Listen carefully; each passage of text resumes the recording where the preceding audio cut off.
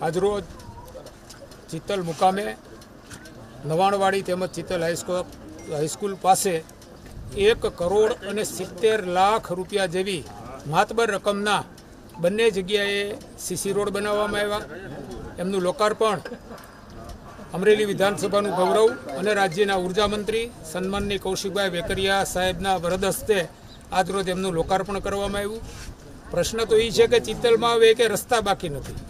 એ સ્થિતિનું નિર્માણ થયું છે અને એવા એક વિકાસ પુરુષ જ્યારે ચિત્તલની ચિંતા કરતા હોય ત્યારે આજના લોકાર્પણ પ્રસંગે હું આપણા ઉર્જા મંત્રી શ્રી કૌશિકભાઈ તેમજ ભારતીય જનતા પાર્ટીની સમગ્ર ટીમ, પૂર્વ ઉપપ્રમુખ ભાઈ શ્રી સુરેશભાઈ પાથર, જયંતિભાઈ દેસાઈ, જયસુખભાઈ, તમામનો ભારતીય જનતા પાર્ટીનો આભાર માનું છું.